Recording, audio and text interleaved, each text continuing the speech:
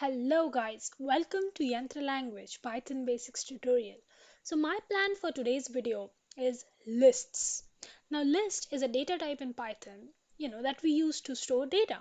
So we can also call it a data structure. Now lists are awesome. You know why? Because we can even store duplicates in them. Also, they're ordered. So basically, whenever we add new items to the list, they are added at the end of the list, okay? And then lists are also flexible, we can add or delete items even after we have created the list.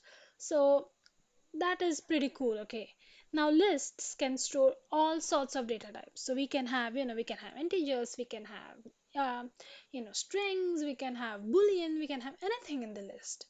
And you know what, they can store all these. Like we can have a separate list for in numbers, we can have a separate list for strings, but we can also combine them. So we can have integers, we can have strings, and then we can also have boolean in the same list. Cool, right?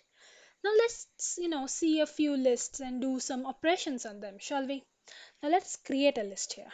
I'll say list1 is equal to, mind you how I'm writing the list, okay, how I'm creating it. So this is how basically you do it. So you have, like, you list your items inside the square brackets and then separate them by commas. This is one way to create the list. There is another way. I'll come to it later in the video. Okay, now we have created the list. I'll just print the list.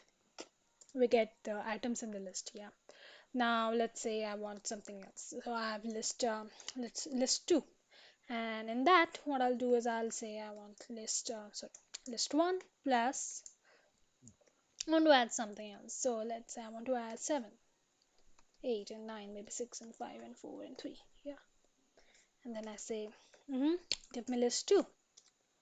That's how you get it. The added part of the list will get added after the first list. Okay, that's what I told you before. It's an ordered list. So this is how it works. Now, you know what? I have some fruits. I want to create a list with some fruits. So what I'll do is I'll say a banana, and then I'll say kiwi, and then I'll say mangoes. Now you might notice that I've used double quotes as well as single quotes. So that's allowed in Python. And to create a string, we can have either double quotes or single quotes. That's totally allowed in Python. So we get it. We get the list. Now I want to have a third list here, in which what I'll do. I'll just say list 2 plus sorry, fruits. Should I get it? What do you think? Yeah, of course I'll get it. I'll get 0, the entire second list, and then the fruits list. So this is how it works. Now I want to know what exactly is this? Is this a dictionary? Is it a list? Well, when you go, proceed further with the videos, it will be pretty much explanatory how I've written the list, that if it is a list or a dictionary. But still, I want to know what it is. So I'll say list, list 3. And it says that it is a list. Now I want, the length of the list. So I'll say print the length 20. We have 20 items. Yeah. So 1, 2, 3, 4, and so on. We have 20 here. Like I told you, we use the square brackets and then we define the items in it and then we separate them by commas. But there is another way around it. So we use something called as a list constructor. How exactly this works, I'll show you. So we have a fourth list here and we'll say list. Now this is my constructor, right? And inside the constructor, I'll put my items, you know, and I'll say list 4. I get it. So this is how you have another way to create a list.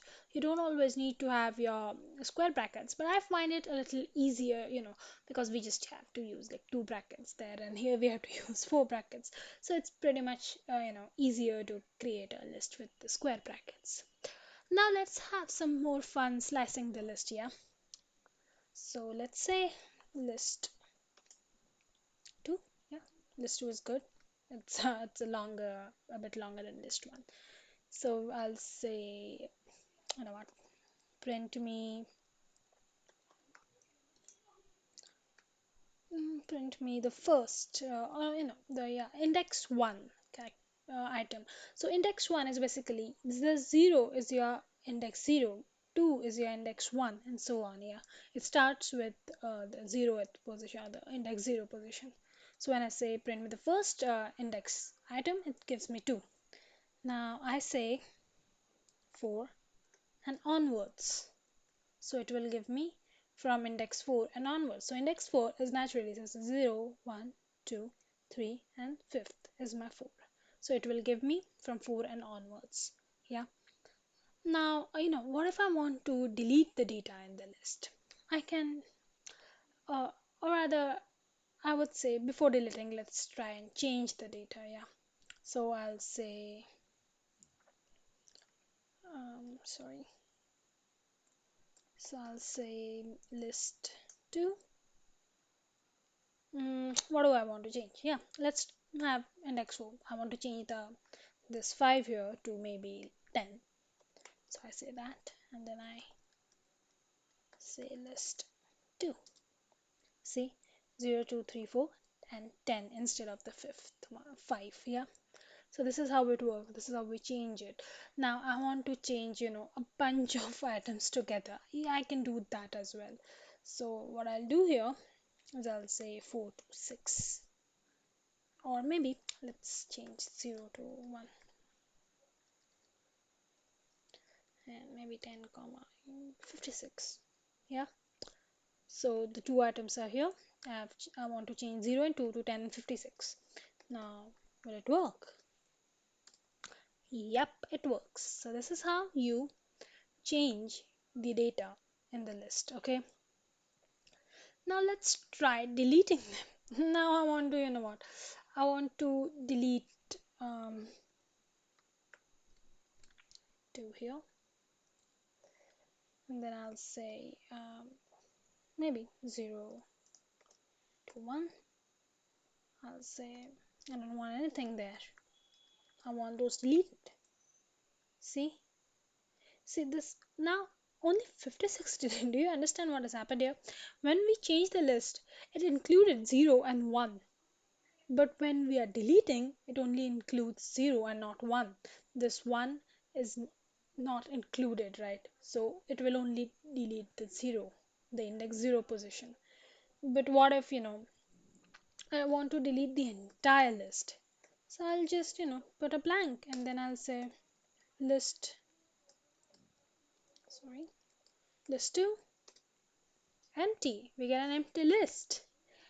So yeah, that's it guys. I hope the concept was clear and that you guys enjoyed the video. Then see you in the next video. See ya.